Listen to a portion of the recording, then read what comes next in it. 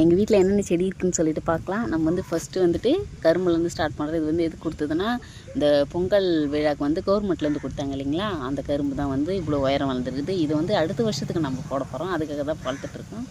அடுத்தது இது வந்துட்டு அந்திமல்லினா ஈவினிங்கில் மட்டும் பூக்கிற பூ.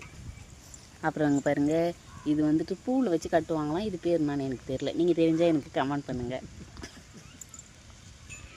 இது தக்காளி செடி.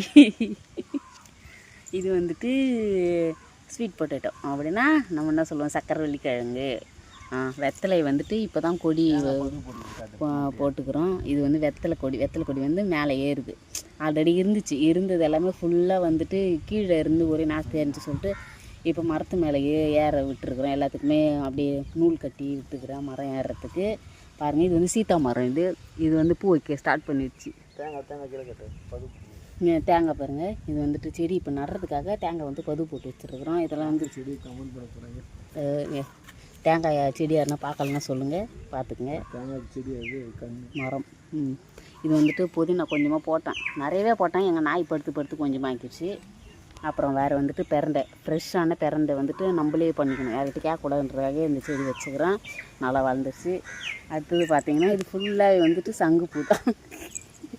சங்குப்பூ. அப்புறம் இது வந்துட்டு குண்டு மல்லி, கொஞ்சம் இப்போ தான் பூக்க ஆரம்பிச்சிது. எனக்கு 2 பூ வச்சுருக்குது.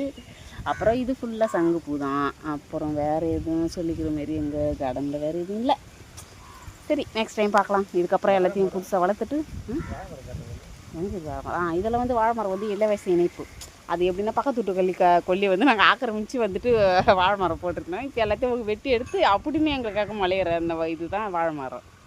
சரிங்களா? பப்பாளி மரம் அது இருக்குது பாருங்க, அந்த பப்பாளி மரமும் எங்களுக்கு தான். கொய்யா மரம் இருக்குது பாரு, அந்த கொய்யா மரமும் எங்களுக்கு தான்.